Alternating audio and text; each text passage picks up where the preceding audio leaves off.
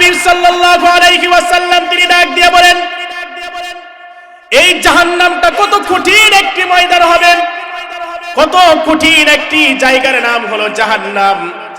আল্লাহর হাবিব সাল্লাল্লাহু আলাইহি ওয়াসাল্লাম সাহাবায়ে কেরামদেরকে নিয়ে একদিন এইভাবে কথা বলতেছিলেন, তালিম দিতেছিলেন। হঠাৎ করে আপনার একটি বিকট একটি শব্দ আওয়াজ আসলো। সাহাবায়ে কেরাম জিজ্ঞাসা করলেন, ও আল্লাহর নবী, এত বিকট আওয়াজ কিসের? নবী মুহাম্মদুর রাসূলুল্লাহ সাল্লাল্লাহু আলাইহি ওয়াসাল্লাম তিনি ডাক দিয়ে বলেন, ও আমার সাহাবারা, এটা অন্য কোনো আওয়াজ নয়, অন্য কোনো শব্দ নয়, এটা হলো সেই শব্দ 70 বছর আগে। কত বছর আগে? 70 বছর আগে জাহান্নামের কিনারা থেকে একটি পাথর জাহান্নামের দিকে নিক্ষেপ করা হয়েছিল। আর এই 70 বছর পরে জাহান্নামের নিচে গিয়ে এই পাথরটা টেক লেগেছে। তাহলে এই জায়গা থেকে আমাদের একটা শিক্ষা হলো যে 70 বছর পূর্বে যদি একটা পাথরকে জাহান্নামের নিচে যদি আপনার যদি ফেলানো হয়, আর 70 বছর পরে যদি গিয়া জাহান্নামের দিকে একদম গভীর জায়গার মধ্যে যদি আপনার ট্যাগ লাগে, তাহলে জাহান্নামটা কত কঠিন একটি জায়গা হবে। আল্লাহর নবী বিশ্ব নবী মুহাম্মদুর রাসূলুল্লাহ সাল্লাল্লাহু আলাইহি ওয়াসাল্লাম তিনি বলেন, এই জাহান্নামের ভয়াবহটা কেমন হবে? জাহান্নামের 4 কানা পা আছে। কয় কানা? 4 কানা পা আছে। আল্লাহর রাসূল তিনি বলেন, এই জাহান্নামের 30,000 মাথা আছে। কয় হাজার? 30,000 মাথা আছে। আর এই প্রত্যেকটি মাথার মাঝে 30,000 করে আপনার মুখ আছে। আর প্রত্যেকটা মুখের মধ্যে আপনার 30,000 করে দাঁত আছে। কয় হাজার? 30,000 করে দাঁত আছে। এই দাঁতের বিশালতাটা কেমন হবে?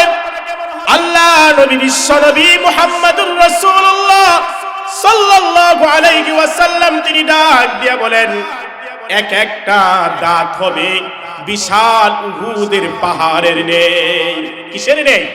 উহুদ পাহাড়ের নেই। বড় বড় হবে দাঁত। আল্লাহ নবী মুহাম্মদুর রাসূলুল্লাহ সাল্লাল্লাহু আলাইহি ওয়াসাল্লাম তিনি বলেন, এই যে আপনার বিশালতা দাঁতগুলো হবে, প্রত্যেকটা মুখের মাঝে 70,000 করে ফেরেশতাগুলো জিঞ্জিরগুলো নিয়ে আপনার দেখা যায় তারা জিঞ্জির লাগানো হবে। আর এই জাহান্নামের অবস্থাটা কেমন হবে? আল্লাহ তাআলা তিনি ডাক দিয়ে বলেন, সূরাতুল মুলকের মধ্যে আল্লাহ বলেন জাহান্নামের অবস্থাটা কেমন হবে। আল্লাহ তাআলা তিনি বলেন, ইযা উলকু ফিহা সামিউ লাহা শাহীকান ওয়া হিয়া তাফুর তাকাদু তামাইয়াজু মিনাল গায়জ। জাহান্নামের অবস্থাটা এমন একটি অবস্থা হবে, জাহান্নাম অনেক রাগান্বিত অবস্থায় থাকবে। হাসরবাসীরা তরতর করে কাঁপতে থাকবে। তখন আপনার দেখা যায় হাসরবাসীরা যখন তৎকর করে কাঁপতে থাকবে, অবস্থাটা এমন হবে, তাকাদু তামাইয়াজু মিনাল গায়জ কুল্লামা উলকিয়া ফিহা ফাওজুন সাআলাকুম খাজানাতুহা আলাম ইয়াতিকুম নাযীর। এই জাহান্নামের ভয়ে যখন আপনার দেখা যায় এইভাবে মানুষগুলো যখন তত্তর করে কাঁপতে থাকবেন, আর জাহান্নামীদেরকে জিজ্ঞাসা করা হবে, তোমরা কোন কারণে তোমরা জাহান্নামে এসেছো? জাহান্নামীরা জবাব দিবে, আমরা 4 কারণে জাহান্নামে এসেছি। কয় কারণে? 4 কারণে আমরা জাহান্নামে এসেছি। 1 নাম্বার কারণ হলো ইয়াতাসাআলুনা আনিল মুজরিমিন মা সালাকাকুম ফি সাকার ক্বালু লাম নাকু মিনাল মুসাল্লিন। আমরা কয় কারণে জাহান্নামে এসেছি? 4 কারণে আমরা জাহান্নামে এসেছি। 1 নাম্বার হলো ক্বালু লাম নাকু মিনাল মুসাল্লিন। দুনিয়াতে আমরা মুসল্লি ছিলাম না। কি ছিলাম না? দুনিয়াতে আমরা মুসল্লি ছিলাম না, অর্থাৎ দুনিয়াতে আমরা নামাজি ছিলাম না। তাহলে 4 কারণের মাঝে প্রথম যে কারণটা, যে জাহান্নামের মধ্যে যে আমরা আসলাম, প্রথম কারণটা হলো দুনিয়াতে আমরা মুসল্লি ছিলাম না, অর্থাৎ নামাজি ছিলাম না, নামাজি ব্যক্তির সাথে শামিল ছিলাম। জাহান্নামে যাওয়ার কারণ কয়টা? 4টা। এর মাঝে প্রথম কারণ হলো ক্বালু লাম নাকু মিনাল মুসাল্লিন, দুনিয়াতে আমরা নামাজি ছিলাম না, নামাজি ব্যক্তির সাথে শামিল ছিলাম। 2 নাম্বার কারণ হলো ক্বালু লাম নাকু মিনাল মুসাল্লিন ওয়া লাম নাকু নুতঈমুল মিসকিন। 2 নাম্বার কারণ হলো এতিম মিসকিনদেরকে আমরা খাওয়া দেই নাই, অর্থাৎ দেখা যায় এতিম মিসকিনদের সয় সম্পদ থেকে নিয়ে নিজেরা আত্মসাৎ করেছি, কিন্তু তাদেরকে খাওয়ানোর জন্য কোনো কিছু দেয় নাই। এই দুনিয়াতে আছে না অনেক এতিম মিসকিনদের, দেখা যায় ধন সম্পদ অনেক প্রভাবশালী ব্যক্তিরা আপনার আত্মসাৎ করে, এমন আছে না নাই? অনেক আছে, অনেক আছে। এরপরে আপনার বলা হবে আরেকটা কারণ কি? ক্বালু লাম নাকু মিনাল মুসাল্লিন ওয়া লাম নাকু নুতঈমুল মিসকিন ওয়া কুন্না নাখুদু মা'আল খায়িদিন। 3 নাম্বার কারণ হলো আমরা জাহান্নামে এসেছি। দেখা যায় যারা সৎ পথের আদেশ করত, ভালো কাজের আদেশ করত, তাদের সমালোচনা আমরা করতাম। এই দুনিয়াতে দেখবেন যারা ভালো কাজের আদেশ করে, ভালো কথাগুলো বলে, ওদের সমালোচনা আছে না নাই? ওদের সমালোচনা আছে। এই জন্য সমাজের মধ্যে যারা দেখা যায় আপনার এইভাবে ভালো আদেশ দেয়, ওদের সমালোচনা নয়, ভালো নসিহত গুলো আমাদের শুনতে হবে।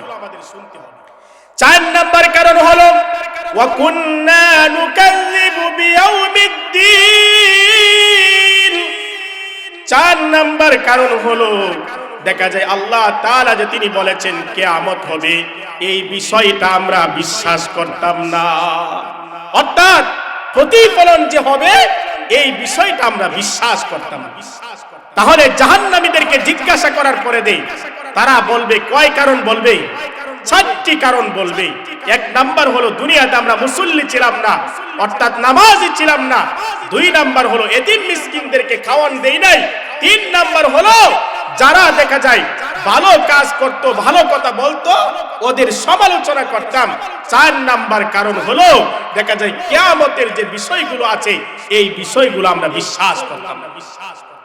ভাই, এই বিষয়টাই যে জাহান্নাম অনেক কঠিন একটি জায়গা, যে জায়গার কথা ভাবিয়া আপনার সমস্ত আম্বিয়া কেরাম পর্যন্ত জাহান্নামের ভয়ে তারা কাঁপতে থাকবে। আল্লাহু আকবার! কত কঠিন একটি সময় হবে, অনেক কঠিন একটি সময় হবে এই জাহান্নাম। এই জন্য বলতেছিলাম এই জাহান্নাম অনেক একটা কঠিন একটি জায়গার নাম। এমন জায়গার নাম হলো, কঠিন জায়গার নাম।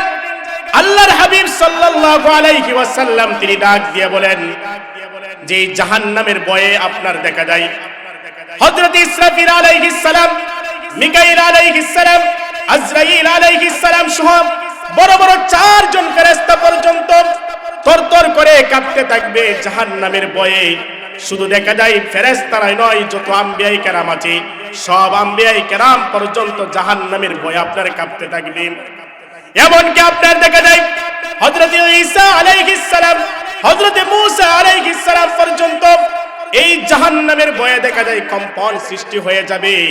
আমাদের নবী মুহাম্মদুর রাসূলুল্লাহ সাল্লাল্লাহু আলাইহি ওয়াসাল্লাম এই জাহান্নামের আপনার দৃশ্যগুলো দেখেন, আল্লাহ নবী বিশ্ব নবী মুহাম্মদুর রাসূলুল্লাহ সাল্লাল্লাহু আলাইহি ওয়াসাল্লাম তিনি সিজদায় পড়ে যাবেন। সিজদায় পড়ে তিনি একটাই কথা বলবেন, নিজের কথা বলবেন না, নিজের সন্তানের কথা তিনি বলবেন না। একটা আওয়াজ শোনা যাবে, ইয়া হাবিলি উম্মতি, ইয়া হাবিলি উম্মতি, ইয়া আল্লাহ এই জাহান্নামের ভয়াবহ আযাব থেকে আমার উম্মতদেরকে তুমি বাঁচাও। ইয়া আইয়ুহাল্লাযীনা আমানু কু আনফুসাকুম ওয়া আহলিকুম নারা وقودها الناس والحجارة